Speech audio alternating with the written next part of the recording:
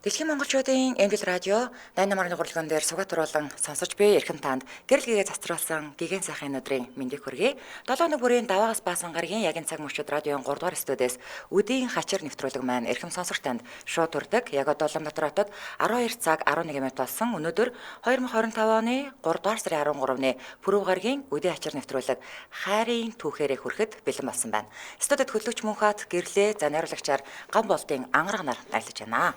Өдрийн төргий. За өдрийн мэнд. За эфир оруулж өгсөнд баярлалаа. За. Нэвтрүүлгийн хамтраалагчаар дэлхийг тойрох хүч Philips 66 брэнд дээрээ шунхлаа ойл компани за мөн Mobicom хамтран ажиллаж байгаа баярлалаа. За ингээд өнөөдөр хайрын түүх ярьдаг өдөр нөгөө тал үдийн ачир нэвтрүүлэг 7 хоног болгоны пүрэв гарагт алдартай хосуудын хайрын түүхийг ярьж өгдөгөө. За өнөөдөр бол супер хоёр одоо за нэг нь бол хаан, нэг нь бол хааны охин.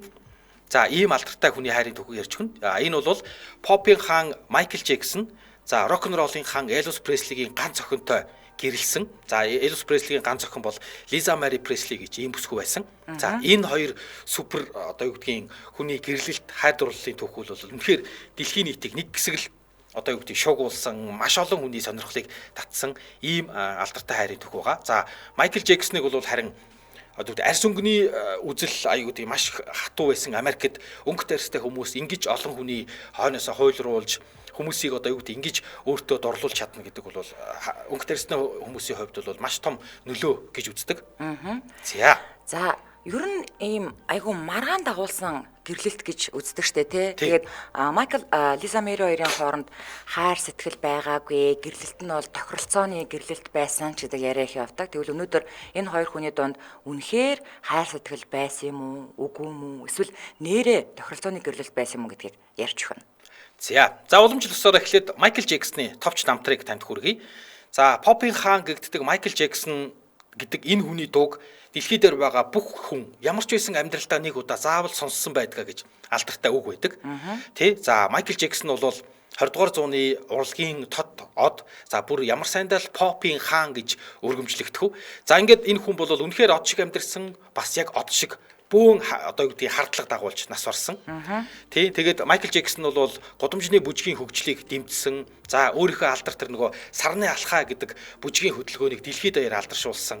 За татах хүчний эсрэг налж ундаг тэрнийг лаг гой бүжгийн хөдөлгөөнийг санаачилж тайзан дээр гайхшруулсан гэдэг. Ингээд Майкл Джексон бол маш олон зүйлийг шинжилж хийсэн ийм супер хүн. Тэгээд юу эс юм бэ? Өөрөө бол алдартай дуучин, бүжигчин, хүмүүлгийн үлсдэн байсан. Гэхдээ бас маш олон өнгө тарьст хүүхдүүдэд алдартай байж болдгийг шүү. Өнгө тарьстай буюу одоо юу гэдэг Африк, Америк гаралтай ийм хар арьстнууд илүү амжилттай, ийм сайн сайхан байж хүмүүст хүлээн зөвшөөрөгдөж болдог шүү гэдгийг маш олон хүнд урам зориг өгсөн гэж үздэг юм байна лээ. Тэгээд бүтнээр нь болохоор Майкл Жозеф Джексон гэдэг ийм нэртэй. За 1964 онд 6 настай байхдаа Jackson 5 гэдэг одоо ах нартайгаа нийлээд төрсөн ах нартайгаа нийлээд ийм гэр бүлийн хамтлагт дуулж эхэлсэн. За энэ дуунууд нь бол монголчуудаар нь хаа очиж төдийл нэг сайн мэддэггүй. Тий Америктаа бол их алдартай байсан. Яг бүр Майкл Джексоны нэг ийм цангинсан хүүхэд насныхын дуу видеонууд бол интернетээр дүүрэн байгаа. За эндээсээ хойш 6 настай байхдаа Jackson 5 гэж ах нарын гэр бүлийн хамтлагт ороод 4 жилийн дараа хамтлаг нь 10 настай Майклыг хамтлагийнхаа гоцол дуучин болгосон. За ингээд өмнө нь бол өөрөөс нь олон ах нар байгаа штэ тий. Тэгэхэд ах нарыг нь биш Майкл Джексоныг одоо юу гэдэг энэ хамтлагийн гоцол дуучин болгосон аргатай байх та. Тэгээд ер нь бол төрхтөө л нэг юм ах нараасаа илүү содон, илүү авьяастай, илүү нэг тийм ер нь л нэг юм од болох заяатай ийм хүүхэд байсан гэж иргэн тойрных нь дурсдаг юм байна. Тий. Тэгээд 10 байхдаа хамтлагийнхаа одоо юу гэдэг гоцлол дуучин болсон.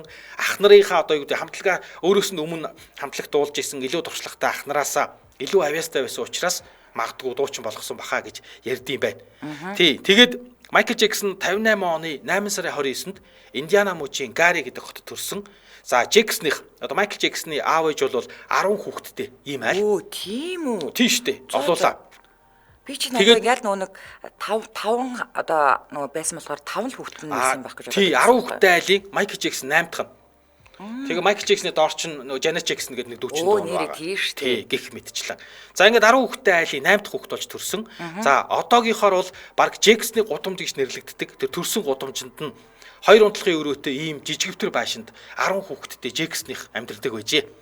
Ээж нь Кэтрин Джексон маш сайн сонсголтой. Тэгээд хөгжмийн өндөр мэдрэмжтэй төгөлдөр хуугаар кларнет тоглоно. За. Тий. Гэтэл аав нь болохоор уул нь бол залуудаа боксч байж байгаад ингээд за боксны карьер дуусаад тэгээд US Steel буюу нэгдсэн улсын ган төмөрлөгийн үйлдвэрт краны жолооч хийдэг байсан. Тэгээд ажлын бус цагаараа аав нь дахиад бас гитар тоглодог.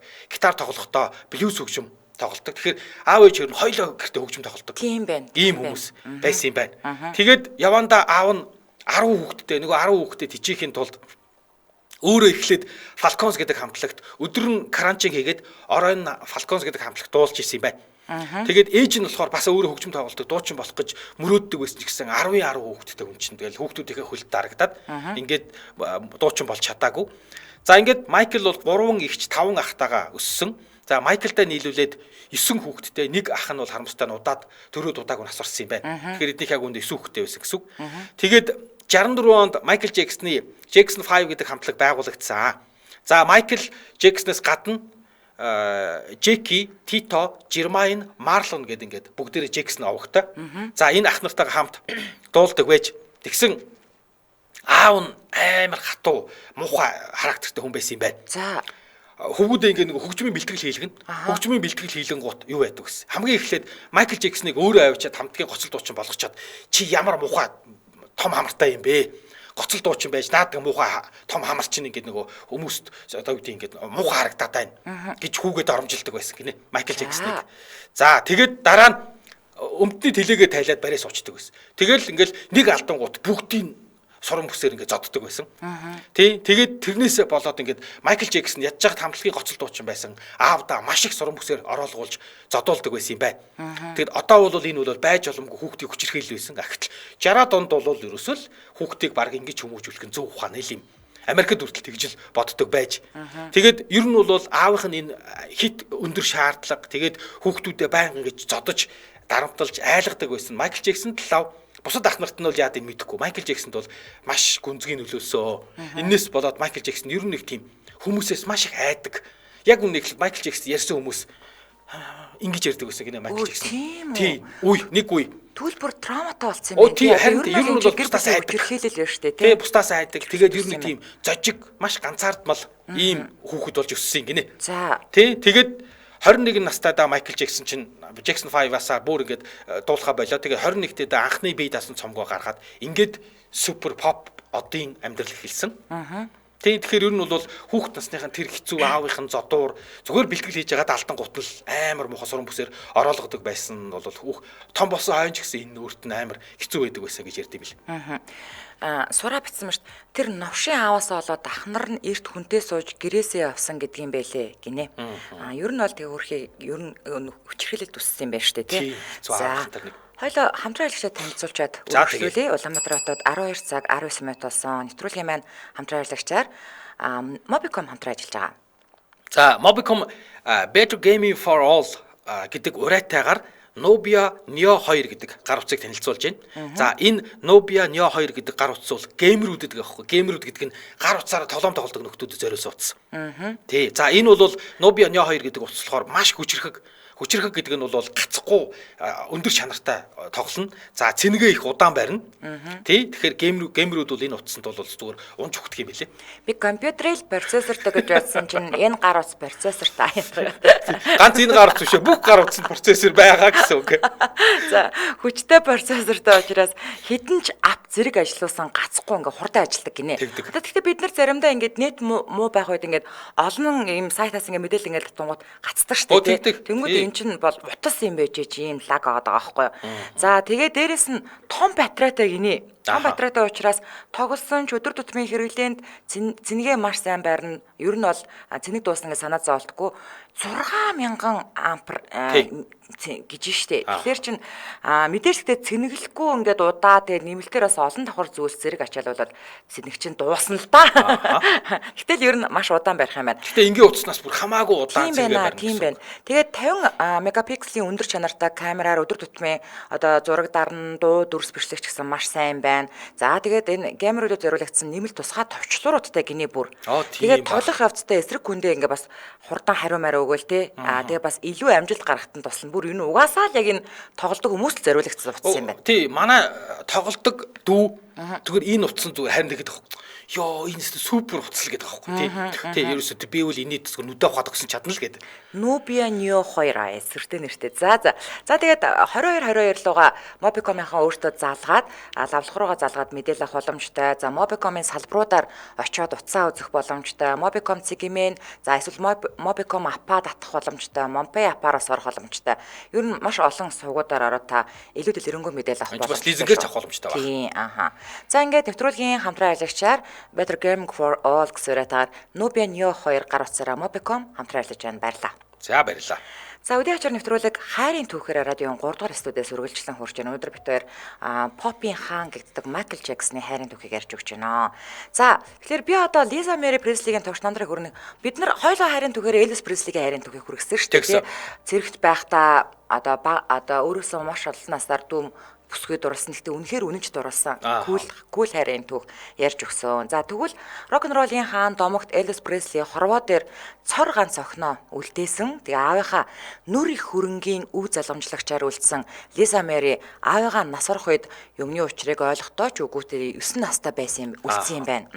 За Lisa Marie 1968 оны 2 дугаар сарын 1-ний өдөр Теннесси мужийн Memphis хотод төрсөн. За Lisa Marie аав ээж хоёрынхоо удаан хүлээж гэрэлсэн гэрлэлтээс яг 9 сарын дараа мэндэлсэн. Энэ ч нэг насны зөрүүтэй учраас нөгөө Германдаг танилцаад баруун Германд танилцаад яваал. Ээжийнх нь аав ээжээр нь болохоор чи манай охиныг ингээд насан турш яг насан туршил нь хүлээгээд тэгээд санаж байгаа бол манайхан тий. За харин аав ээж хоёр нь салсны дараа Lisa Marie ээжтэйгээ амьдарч за үе Memphis дэх аавынхаа Graceland эдлэнд бол очдог байсан гэдэг юм байна. За тэгээд эцэг эх хоёр нь охиноо бол 4 настайд нь салсан. Гэхдээ бүр хүүхэд байхасаа Lisa Marie Elvis-ийн охин гэдэг нэрээрээ одоо ингээд сайрхаж мархаал тий ингээд бахархах биш харин ч бүр Elvis-ийн охин гэдгээ хүмүүст мэдэгдэхийг хүсдэг байсан гинэ. Одоо юу гэдэг ингээд эсвэл одоо хэвлэл мэдээллийнхэн даанч гэж боддөг юм уу тий ер нь нуудаг байсан юм байна. Тэр үед Elvis чинь зүгээр л амьд бурхан байсан баг. Харин тий Америкуудын хувьд ч зүгээр л амьд бурхан баг. Яг үнэ. За Elvis Presley 42 наснда таалал төгсөхдөө өөрийнхөө бүх өрөнгөө аавда заяа. Аавын талынхаа имээдээ. За нэмээд ганц охиндоо гэрээсэлсэн юм байна. За Lisa Marie 1993 онд 25 нас хүрэхдээ аавынхаа үлдээсэн $100 сая үнэлэгдэх өв хөрөнгийн албан ёсны цорын ганц залгамжлагч болж байсан юм байна. Одоо нөгөө өвөө мөвөө эмээ өнгөрчн л юм байна л да. Гэхдээ 2004 онд аавынхаа одоо нэр брэнд гэх мэт зүйлсийн 85%-ыг нь 2004 онд зарсан юм байна. Тий. Бас ингэж болд юм байна тий. Тий болно одоо нөгөө тий ер нь бол Elvis гэдэг нэрийг ашиглахыг хүсэж байгаа хүмүүст нь зарчиж болно. За. Аав нь нас орсноос 2 жилийн дараа Lisa Marie Калифорни Инглвудд болсон юм алдарт кин самтлагийн тоглолтыг үзсэн юм байна л да. За тэгээ мэдээж энэ ч одоо рок-н-роллын хааны охины хуваар ингээд тайзны ард тал руу орох бол эрх нь ингээд нээлттэй байд юм байна. Одоо тэр чи баргийн орохгүй шүү дээ. Тэгээд Freddie Mercury-тэй уулзаад тоглолтод нь ингээд талархаж байна. За мөн одоо өөр урлаг уран сайханд хайртай гэдгээ илэрхийлээд аавынхаа ороолтыг бэлгэлж исэн бас ийм түүх байд юм байна. За аавынх нь өхлийн дараа Lisa Marie-гийн Priscilla Presley Америкийн жүжигчин Michael Edwards-тай үерхэж эхэлсэн. За 2003 онд Playboy сэтгүүлд Lisa Marie тухайн үедээ маш их шуугиан тарьсан ярьцлага өгсөн. За энэ юу байсан бэ гэхээр энэ ярьцлаган дээр ээжийнх нь үерхэж уулзаж байсан одоо энэ жүжигчин залуу үе одоо ингээд согтуу өрчгээд өрөөнд нь орж ирээ тэ өөрийнх нь би хаад ингээд зөксөхгүйгээр хүрдэг байсан гэдэг ийм ярьцлага өгсөн. За ер нь бол хойд аавынх бэлгийн дарамтнд тийм үү байсан. За ер нь энэ хүний хүчирхээлэлд 1978 оноос хойш өртсөн гэдгээ Lisa Marie хэлсэн. Хүчирхээлэлт гэхлээр бүр ийм юм болсон байгаа байхгүй юу. За хожим харин аавынхаа одоо нас орсны 20 жилийг тохиолдуулж хийсэн хүндэтгэлийн концертн дээр аава битгий уйлаараа гэдэг дуу аавынхаа хоолоон дээр нэмээд өөрийнхөө хоолойг нэмж дуулаад цацчихсан. Энэ нэлээд шууган тарьжсэн санаж гинөө тий. За ингээд харахаар Майкл одоо багасаа төрсөн эцэгтэй зодуулж одоо хатуу гараар өссөн гэр бүлийн хүчирхээлэлд өссөн гэсэн үг тий. Харин Lisa Marie болохоор төрсөн эцгээ багтаа алдаад за тэгээ хойд эцэгтэй болохоор одоо бүр мухагаар явлаа одоо хүчнөдөлжтэй бэлгийн дарамтанд бас өссөн гэхээр хуйлаа л үрхэ баг байхасаа л эмтэрч зовж юм хэцүүхэн өссөн хүмүүс байсан юм байна. За тэгэд энэ хоёрын танилцсан түүх тийм гоцгой түүх бол биш. Гэхдээ айгүй сонин. За Michael Jackson, Lisa Marie хоёр бол бүр хүүхэд байхдаа анх танилцчихсэн. хоёулаа одоо юу гэдэг Майкл Джексон ч Jackson 5 хамтлагийн дуучин байсан. Лиза Мэри бол ерөөсөө ингээд одоо манайхаар бол өөрөө дуучин биш ирнэ. Юуны Элвисийн охин гээд бүгд маш хүндэлж харцдаг байсан. Тэгэн гууд одоо юу гэдэг алдаршиж яваа ингээд дуучин хүү нөгөөх нь алдартай дуучинтай охины хүрээр урлагийн ертөнцид хүрээл тунд нэг байсан. Тэгээд 1970-аад онд Лас Вегас тусан нэг тоглолтын араар дахиад тайсны ард танилцж ирсэн гинэ. Дөнгөж танилцаал ингээл одоо Элвис нөгөөдг нь Майкл Джексон ч Элвисийн охин гэж хүндлээд танилцаад гар барьсан. Элвисийн охин болохоор ийм нэг дуучин залуу байд юм байна. Майкл Джексон. Ингээл хоёулаа танилцаал гар бариад нэрнүүдээ хэлээл танилцгаа таатай байна. Ингээл зөрөөд өнгөрсөн. За ингээд 20 гаруй жил дахиж энэ хоёр холбогдоогүй. За ингээд 20 гаруй жил огт холбоогүй байж яснаа. Лиза Мэри 20 настайдаа буюу 1988 онд Дэвид Кёо гэдэг хүнтэй гэрлээд хоёр хүүхдээ эцэг айл хэдий болцсон байсан. Тий, тэгээ ингээд хүү охин хоёртой болсон. Тэгсэн ирнэ ер нь бол Лиза Мэри гэр бүлийнхээ амьдралд сэтгэл хангалуун байдгүй. Ер нь л үе нөхрөөсөө салъя гэж бодогдоод эхэлсэн байсан үе ингэнэ. Тэгэхдээ тэр үед найзуудаа ойр дотныхондоо ерөөсөө юу гэж ярьдаг байсан бэхэргөө анхных нь нөхөр хүү охин хоёрын нь аав нь болохоор хөгжимчин Дэвид Кёо гэдэг хүн. Тэгэнгუთ миний аав алдартай хөгжимчин байсан, дуучин байсан. Миний нөхөр дахиад Дэвид Кёо бас алдар одоо хөгжимчин нэг алдартай бол биш. Тэгтэл хөгжмийн буюу урлагийн үнэтэй л дахиж суухгүй шүү. Одоо би нөхрөөсөө салаад дахиж л урлагийн үнэтэй суухгүй. Урлагийнхаа бүгд одоо юу гэдгийг ойлгомжгүй одоо юу гэдгийг сэтгэлийн хөдөлгөөн ихтэй за магадгүй ер нь араар тавьдаг гэдэг юм уу. Ийм гэж ярьдаг байсан гинэ. Тэгээд нэг орон зоогийн үеэр яг бүр энийгээ яриа суучсан. Би ер нь урлагийн үнэтэй суухгүй. За одоо энэ нөхрөөс салаад энэ дуучнаасаа салаад дахиж л дуучин муучин хөгжимчин энийг юм урлагийн үнэтэй суухгүй юм шүүгээл яг тэр орон зоогийн үеэр яриа сууж исэн чинь Майкл Джексонтэй таарсан. Тэгээд тэр Майкл Джексон тэр хоёр ингээл зүгээртэй гушуу холбоол чигтэйхэн ярьсан гинэ ширээний ард. Эсвэл хоорондоо юм яриад инээлдээл эсвэл Майкл Джексон инээгээл эсвэл Лиза Мэри Пресли инээгээл ингээл тэр оройжонгоо л хоёлаа чухам чигтэйхэн дотн байсан гэж ойр дотных нь хүмүүс ярьж байгаа байхгүй. Тий. Тэгээд урлагийн үнэтэй суухгүй шүүгээл ярьж яснаа л яг тэр орооно Майкл Джексонтэй танилцаал. Тэгэл тэр хоёр ороо ингээ цахиж хамт бол яваагүй хоёр тишээ ороо салаа явсан. Тэгээд салж яваад буцаж уцаар яриад ингээл энэс хойш ирсэн гэд хоорондоо байнга уцаар ирдэг болцсон байсан. Тий. Тэгээд энэ хоёр уцаар яриад ингээл нууцаар уулздаг байсан хэсэг нь бол мэддэхгүй. Ямар ч юм байнга уцаар ирдэг болцсон байсан. Тэгжээс нь л гинт дэлхийн нийтийг шокруулсан нэг мэдээ хэлж байгаа байхгүй энэ хоёр. Йоо, тэгтээ штэ тий. За хоёул дэмжээ аялагч ярьчаад өргөжлүүлээ. За Улаанбаатар хотод 12 цаг 29 минут болсон байна. За нэвтрүүлгийн маань дэмжээ аялагчаар эрүүл мэндийн яам, эрүүл мэнд нийгмийн бодлого хүрээлэнд дэмжиж ажиллаж байгаа. За манайхаа анзаарсан бол нөгөө нэг энэ сүрээтэй холбоотой л мэдээлэл хүргээд байгаа штэ ер нь бол тий. За тэгэхээр цэрний шинжилгээг хэрхэн яаж өгдөг вэ гэхлээр цэрний шинжилгээ нь уушигны сүрээ өвчнийг онцлох, эмчилгээний үр дүн тодорхойлох одоо яг гол арга нь аахгүй юу. За сурцыг тусгай зориултын савн давна. Ингэхдээ гадаа гарч авахаа бусдад халдвар тараахгүй байх нь чухал. За цэрний сурцыг буруу өгөх нь сүрээг буруу онцлоход хүргэдэг. Тиймээс сайтар судалж байгаад цэрээ авахыг зөвлөж гинэ. За лабораторид цэрний сурцыг хүргэхдээ тусгай зориултын савнд стандартын дагуу нарны шууд тусгалаас хол сэрүү нөхцөлд байлган зөөвөрлөх нь чухал. За сүрээ өвчнийг устгах олон нийт удирдсан хяналтын тогтолцоо бэхжүүлэх төслөөс мэдээлэл хүргэлээ. За нэвтрүүлгийн дэмжээ аялагч эрүүл мэндийн яам, эрүүл мэнд нийгмийн бодлого хүрээлэн баярлаа. Ийм тийм байл шүү дээ. Одоо ингээд манай гэр бүлээс заяа хин нэг хүн сүрээтэй боллоо гэж бодъё л доо тий. Тэгэнгүүт би бас одоо нөгөө тэр гэр бүлд байгаа хүмүүсээс цэрний шинжилгээ тэгээд нөгөө уушигны зураг байдаг шүү дээ. Тэрийг заавал авд юм байлээ. За. Тэний тийм бахаа тэр чинь. Агаар зүслийн замаар халттай юм чинь. Яг байна. За аудиочор нэвтрүүлэг радион 3 дугаар студиэс хайрын түүхээр өргөжлөн хүрч байна. За ингэ байжсэн чинь 1994 оны 5 дугаар сарын 6-ны өдөр Лиза Мэри Пресли нөхөр хөгжимчин одоо Дэвид Кёос гэрлэлтэд цуцлуулсан. За гэрлэлтэд цуцлуулснаас хойш 20 хоногийн дараа шүү. Бүр 20 хоногийн дараа Лиза Мэри Поппийн хаантаа гэрэлсэн гэдгээ зарласан. За яг энэ үеэр Поппийн хаан нөгөө рок-н-роллын хааны охинтой Доминиканы бүгд найрамдах улсад нууцаар гэрэлсэн тухай мэдээлэл цацагдаад за сэтгүүлчид нөгөө хоёрыг чи амдаж тосоод нэг амнаас нүг унгаач гал үзэж тард юм байгаас тий.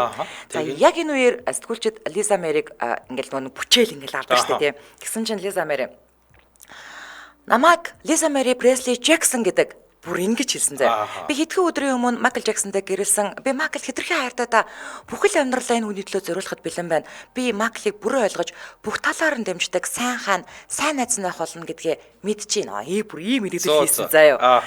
За гэхдээ энэ гэрлэлтийг тойрсон маш их маргаан хувилдааны онол байдгаа гэж би түрүү ярьсан шүү дээ. За яагаад гэхээр Лиза Мэри Майкл хоёрыг гэрэлсэн тухай яриа цацагдсан дараад хүмүүс энэ хоёр хүн үнэхээр бие биедээ хайртай юу гэхээсээ илүүтэйгээр Майклийн өмнө нэр холбогдоод байсан нөгөө таагүй хэргийн дарга гэсэн зохион байгуулалтаа гэрлэлт гэж харж байсан. За тэр нь ямар хэрүүгээ гэхээр одоо манайхан санаж байгаа да 1993 онд нөгөө нэг Попын хаан Майкл Джексон чинь бага насны хүүхдийг бэлгийн харьцаанд уруу татсан хэрэгт буруутгаж бүү сисац уссан шүү дээ тий. Тэгээд тэр нь ядчил хүү ээж таарсан тий. Тэгээд өөрийнхөө идэлэнд ингээд хүүхдүүд автар тоглуулж агаад тэгээд ингээд өддөг мүддэг гэж бүү юм болсон шүү дээ. За тухайн үед 13 настай Jordan Chandler гэдэг хүүгийн эцэг гэх нь хүүг нь Попын хаанаас бусаар оролцсон гэж дэлхийд даяар шууган дэгдээгээд байсан. За мэдээж дэлхийд даяар хүүхэд оролдог гаж тондог гэдэг нэр зүхэр хинд ч амаргүй шүү дээ. Харин энэ хүнд үед нь Майклийн дэргэд бол Лиза Мэри шиг өстө өмөг төшөг байгаагүй гэдэг юм байлаа. За гэхдээ гэрлэх саналаа Майкл яаж тавьсан гэж чи юу гэж бодож байна? Яаж тавьсан гэж супер тавьсан байлгүй дээ. Попын хаа юм чинь. Зүгээр л уцаар чи надтай гэрлэх үү? Тэгсэн чинь хамгийн сонирхолтой нь Лиза Мэри ч гэсэн шууд зөвшөөрч уцсны цаанаас окей тгий. За. За Джексон өмгөөлөгчдийн нүсэр багийнхаа одоо өсто Джексон нөгөө хил ам хэрүүл тэмцлийгээд Чандлерын гэр бүлтэй тохиролцоонд бол хүрсэн. За харин энэ бүх хил амыг намжаахын тулд Майклыг Пресли гэдэг нэртэй одоо нэр холбогдож шуугаан дарж байна гэж хүмүүс бол буруутгаж байсан.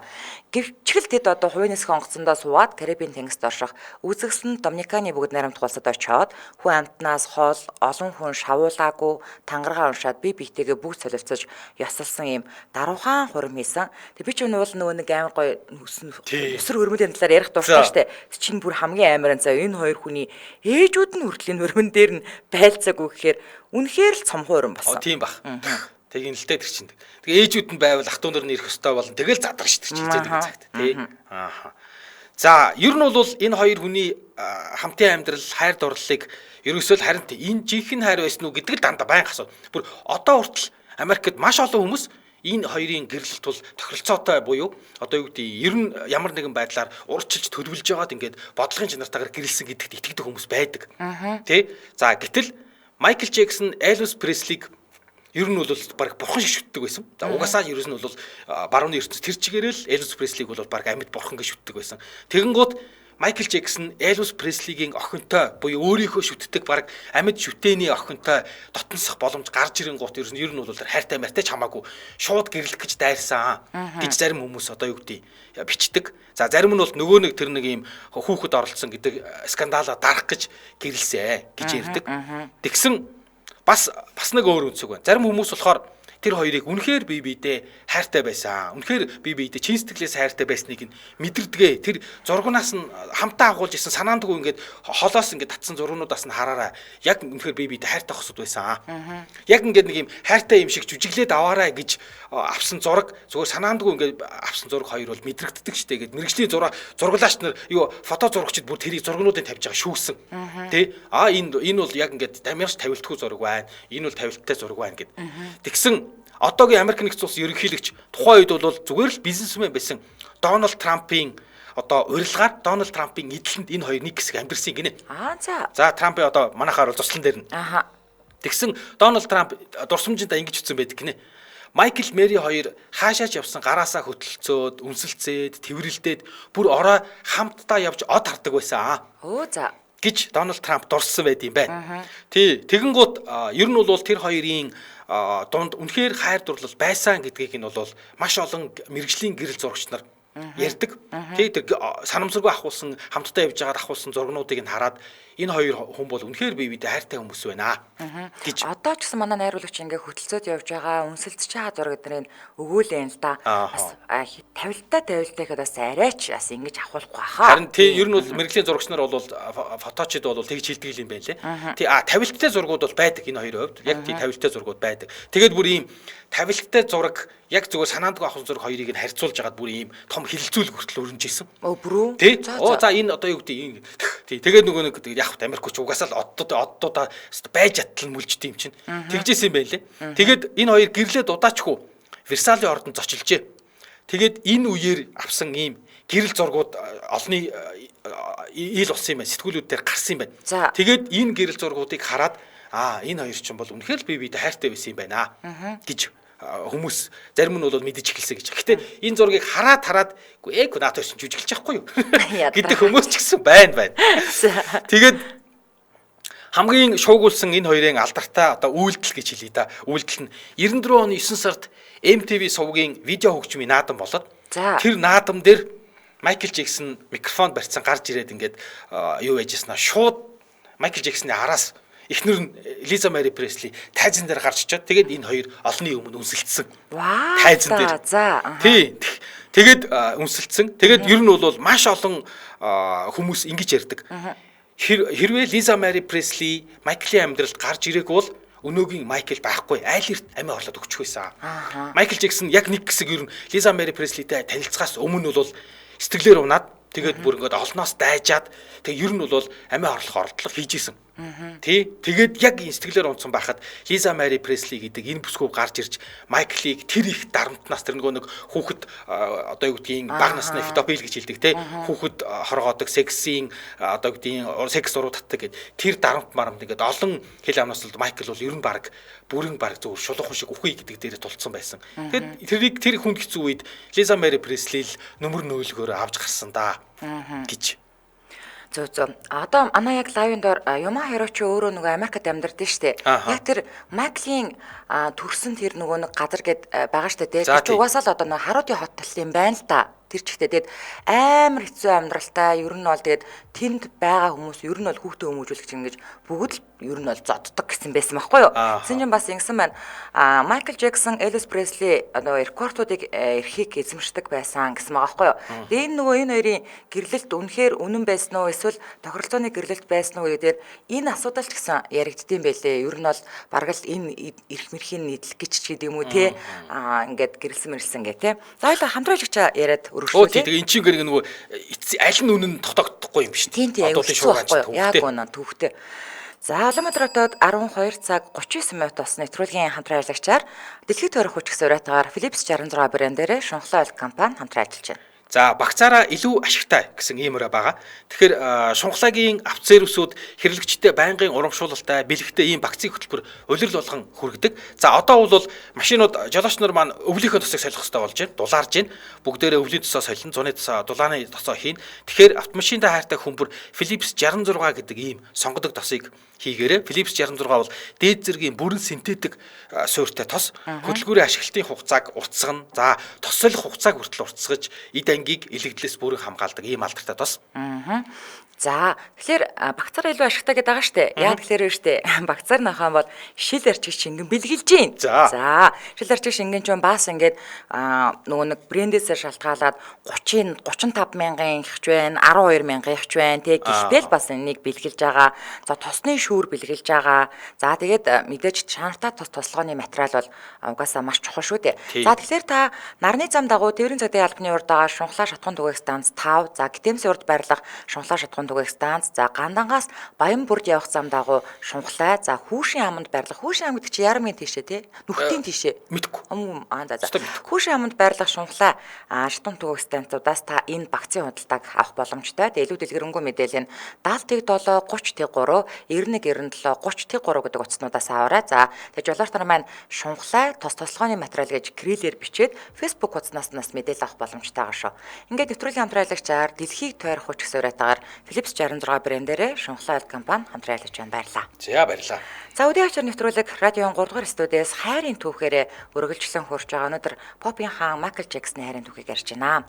За ингээд Майкл манд багаасаа их зожиг өснөөс гадна хэр баргийн хүнд итгэдэггүй ийм дотогшоогоо характертай ингээд хүн байсан. Ер нь бол тэгээд нөгөө баа насных нь дуйлайн шуугины дараа ер нь тийм нөгөө травматай буюу улам л одоо интроверт буюу дотгошоогоо болцсон юм байна.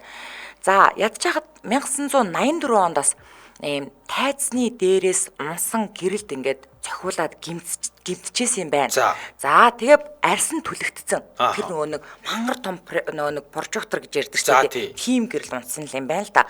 Тэгээд түлэгдсэн. Тэгээд дээрэс нь нөгөө нэг арьс хэсэгчлэн сайх эмгэг буюу витилого гэж ярьдаг шүү дээ, тий. За, ингэнээсээ болоод арьсаа жигд цагаанаар бодож эхэлсэн үе. Баггүй одоо ингээ тэгш үед үеэр нь орлоо. За ингээл хүмүүсийн ховжоо анхаарал Майкл юу л хийн дагаж хушуурхаас гадна Майклыг өнгөт арьсаа үгүйсгсэн, цайрах хүсэлтэд авцсандаа арьсаа цайруулсан, бүр арьсаа солиулсан гэл хүн итмээргүй яриануд гарч ирсэн. Гэхдээ бид нар ч гэсэндээ Оо тэгдэг л шүү дээ. Майкл Жексон арьсаа бүтэн солиулсан гэлээ цагаан арьстай болчихсон. Тэгээ ингээл байнгын юм хүчил төрөгчийн аппараттай юм авс шиг юм дотор хөвтчихэд хэлчихээ. Аа стандарт. Тий. За дэлхийн хэмжээний од байх дарамт тийм юм үнэхээр дарамт. Дээрээс нь нэмээд ингэж олонний хил амны бай олохын дарамтыг Майкл үнэхээр дааж чадахгүй мансруулах байцыг хэрэгжилж эхэлсэн юм байна. Бас л мансруулах байцтай ингээд хутгалцсан. За Лиза Мэри өмнө нь уулзаж ярилцаж байсан одоо хайрлаж дурласан тэр зөөлөн дүлгүүн намх хүн нь хэлэл мэдээллийнхэнд огт өөрөөр харагддаг харин гэртээ огт өөр байдалтай байгаад нь баг өөрөө ингээ гайхаж эхэлсэн гэдэг юм байна. За ер нь тэгээ Майкл бол өнөр өтгөн гэр бүлтэйгээ ийм тансаг том харшид божигнож амьдрах мөрөөдөлтөй байсан. Тэгээ энэ мөрөөдлөө ч гэсэн Лиза Мэrid яриад тэгээ дандаа л хүүхэд төрүүлж өгөхийг гуйдаг байсан юм байна. За Лиза Мэри нь болохоор харин яг үүндээ ийм янз бүрийн бодисоос хамааралтай хүнд хүүхэд төрүүлж өгөх нь одоо зөв ч юм уу, буруу ч юм уу гэсэн юм болгоомжлсон хандлагатай байсан. За тэгээд нөгөө эмэгтэй хүн хойно бодно шүү дээ. Энэ хүн чинь өөрөө хоёр хүүхэдтэй байвал хүүхэдтэй. Тэгээд дахиад Майклийн хүүхдийн гарна гэхэлэр янз бүрийн бодисоос хамааралтай хүнээс одоо яг эрүүл сарвал хүүхдээс төрөх үгүй юу тий. За эцэст нь 1995 он гэхэд хосууд хэвлэлийнхний өмнө хамт харагдах нь улам л цөөрсөөр 1995 оны сүүлч гэхэд улам л бүр хөндөрсөн байсан. Ингээд 1995 оны 12 сард салцгаасан. За харин Пресли нэг сард нь бол салах өргөдлөө яг аль бие ясаар өгсөн юм байлээ. За харин салалтын үеэр шүүгчээр ажилласан През гэдэг шүүгч тэд харин ч бодсноос удаан хамт байлаа гэж хэлээд шүүгч хүн байж хүний амьдралын талаар хувийн бодлоо хэллээгээ бүр тэр үедээ бас боо юм болсон. За. Тэгсэн. Ер нь бол энэ гэрлэлтийг нөгөө нэг харддаг хүмүүс бол шуугаа намжаах гэсэн гэрлэлт. Эсвэл ер нь бол Майкл Жексон Элвис Преслиг шүтдэг байсан учраас шүтдэг хүнийхээ охинтой суусан гэрлэлт. Эсвэл бүр Элвис Преслигийн тэр өв хөрөнгөнд нь шунсан гэрлэлт ч гэж ярьдаг. Тий.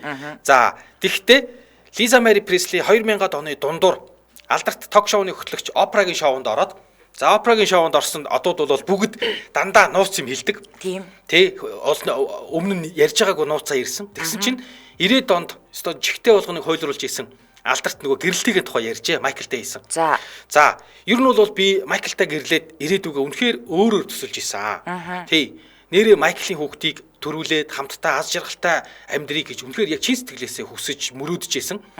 Тэгвэл хизээ нэгэн цагт энэ хүнээс сална. За харин салаад хүүхдээ хин өсгөх вэ гэдэг эрхээ булаацалдаж суух үедээ гэдэг болгоомжлолч надад байсан. Бүр за. Тий. Тэгтэл ер нь бол магадгүй өөр амьдрал байсан бол бид ингээд нэг тийм энгийн хүмүүсийн амьдрал донд хоёлаа өссөн байсан бол энгийн хүмүүс байсан бол бид хоёр үнэхээр бие биедээ хайртай тэгээд халуун дотноор хамтдаа удаан амьдрах байсан гэдэгтээ бол би одоо ч эргэлздэг. Тий, тэгээд миний өссөн орчин ч аавын маань тэр амар pop рок н роллын хааны дарамт марамт байсан. Майкл ч өөрөө айгүй хэцүү орчинд өссөн. Дээрээс нь тэгээ ийм оддын ийм дарамт бол яг бид хоёрыг бол энгийн хүмүүс байлгаагүй учраас нэрээ энгийн байсан бол бид хоёр бүр ингээд тасан туршдаа гоё амьдрах байсан баха гэж дурсаж ярьсан байт юм байна. Тэгсэн айгүй сонин. Энийг бас хүмүүс мдээгүй байсан. Тэгсэн чинь Майкл Жексон Лиза Мэри Преслигээс салахгүй гэж бүр 4 жил орооцолцсон. Тэ надаас битээ салаач хоёулаа салахгүй штэ гэж баг 4 жил хойноос нь орооцолдож чаргуулцж ясныг бол хүмүүс ерөөсөө мэддэггүй гинэ. Тэ бүр зарим үедээ ингээд Майкл Жексон гуугаад харна очиж хамт нэг хэсэг ингээд нэг амьдрах гэж үдсэн, буцаж амьдрах гэж үдсэн байд юм байна. Тэгээд ер нь бол баг л анханасаа л ер нь бол бүтлгүүдэх тавилантай байсан ч юм шиг ийм. Тэгээд дээрэс нь ядж хахад гэр бүлийн хоёулаа айгу хэцүү орчинд өссөн байсан ийм хоёр хүн бол тэгээд ер нь хэцүү байсан л гэж ярьдаг юм байна. Тэгээд гэхдээ Майкл Жексоны амьдралд Лиза Мэри Пресли бол үнэхээр нөмөр нөөлөг болсон. Хамгийн хүнд үед нь одоо юу гэдгийг бие биедээ одоо зарим нь бол хайртай байсан, зарим нь бол зүгээр л яг нэг хэсэгхэн гоё дурлал байсан. гэж ярьж байгаа.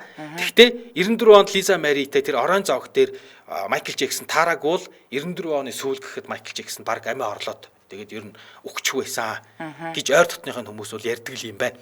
Тэгээд тухайн үед Поппи хаан дараа нь Майкл Джексон ч 96 онд Debbie Rowe гэдэг ийм шаргалцтай бүсгүйтэй гэрлээд тэгээд Майкл Джексон цорын ганц охинтой шүү дээ ерөөсөө. Тэгээд Майкл Джексонээр овголдог Принц, Парис, Биби гэдэг ингээд 3 хүүхэд төрсөн. Тэгтэл тэрийг Майкл Джексоны хүүхдүүд биш гэж бас үздэг. Ягаад гэвэл цагаан арстай хүүхдүүд Гээ хамгийн инээдтэй заяа. Хоёр айрыг нөгөө нэвтрүүлэг штэ hot topics-аар би ингээд өчтөр штэ сонсоо явж исэн чинь илгийн болсон заяа. Энэ охин нь юу яасан гинэ ийм шууган тарьсан байхгүй юу? Амар том ийм загварын шоун дээр ингээд бүр нүв нүцгэн биен дээрээ ийм гэрэлтдэг ингээд хувцс мөсөд ирсэн. Тэгээ бүр ингээ өхнийхэн толгой молгоо ингээ сэрээ. Тэгээ тэрийг яг ингээ үзүүлэхдээ ингээ блурдууд ч харуулсан юм шиг байгаа. Тэгсэн чинь ингээ нөгөө эрэгтэй айрын хаана хараа гэд. Тэгснэ хүүшин чи цагаан арстай биш тэгээд заяа.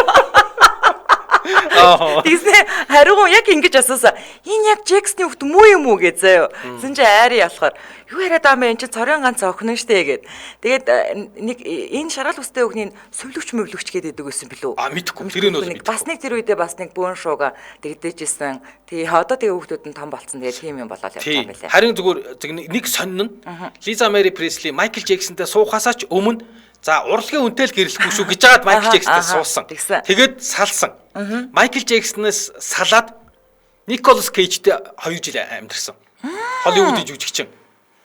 За тэгээд 2 жил Николас Кейжтэй амьдраад 2 жил амьдрсныхаа дараа салаад тэгээд дахиад хөгжимчин Майкл Локвудтэй 15 жил амьдарсан. Бүрөө за. Тэгэл ерөөсөө ингээл зүгээр урлагийн үнэтэй суухгүй шүү гэсээр угаа суугаад байдаг. Ерөөсөө урлагийн үнэтэй суухгүй шүү гэд насаараа гэрэлсэн баг 4 5 гэрэлтэн дандаа урлагийн хүмүүсээс дуучин, хөгжимчин, бүжигч юу чин ийм хүмүүс. Угаасаа одоо эн чинь нэг хүрээлэл гэж байна штэ. Одоо жишээлбэл баячуудын хүмүүс хоорондоо суудаг штэ. Тэ тэнгүүд ингээ хүрээлэл зэндаа гэж юм байна. Тэгэхэд өөрөө хүссэн үсээгөө тэр урлагийн тоон дотор өөрөө урлагийн хүн биш ч гэсэн байж л байгаа юм чинь тэгэл холбогдож байгаа танилцж байгаа. Одоо жишээлбэл нэг ийм хүлэн авалтан дээр очлоо гэхэд эн чинь дандаа л урлагийнхаа ярина штэ тэмстэй. Одоо дээр штэ. Өстөд их л бах та. Тийм тэгсэн тэгээд зайлвал ерөөсөө ингээд урлагийн үнэтэй суухгүй шүү гээл урлагийн үнэтэй суусаар байгаад тэгээд 2023 оны 1 сарын 12-нд 54 настайдаа Лиза Мэри Пресли ээжээсээ төрүүлээд нас орсон. Тэ одоо ээж нь буюу рок н роллын хаан Элвис Преслигийн экс эхнэр Присцилла Пресли бол харин одоо амьд. Бүр 79 настай байгаа. Амьдарч байгаа. За Николас Кейжтэй амьдарч байсан гэдэг нь өстой сонсоогүй маань сонирхолтой юм байна. Одоо зургуудын өгөөл байна л да. За. Юу тэр нөгөө нэг одоо тэр 13 настай хүүхдийн аав Чандлер гэдэг байгаа шүү дээ, тэ. Тэр Чандлерын аав ингэсэн гэж шүү дээ. Джекснийг нас орсны дараа амиа орлсон гинэ. Тэгэхээр мөнгөний төлөө хүн гүтгсэн гэж би боддог гэсэн байна. Ер нь бол сүүл рүүгээ ер нь яг тэгсэн гэж үздэг. Тий, ер нь бол Майклийг мөнгөний төлөө зүгээр ингээ нөгөө мөнгө авах гэж гүтгсэн гэдэг нь ер нь одоо бол баг тэр талын үзэл бодол баримталт хүмүүс нь илүү давмгаа шүү. Тий, зүгээр л Майкл Джексонээс мөнгө авах гэж гүтгсэн ингээд. Одоо Николас Кейж, Лиза Мэри Преслигийн зураг гарч байна. За энэ үрээд 2025 оны 3 дугаар сарын 13-ны Пүрэв гарагийн үдээ ачаар нэвтрүүлэг радион 3 дугаар студиэс хайрын түүхээр шууд хүрээд өндөрлөж байна. За нэвтрүүлгийн маань хамтран аялагчаар дэлхийд тойрох хүч гэсэн уриатаар Philips 66 брендээр шунхлаа ойл компани за мөн Mobicom хамтран ажиллаа. Баярлалаа. За баярлалаа. Дэлхийн монголчуудын амжилт радио 88.3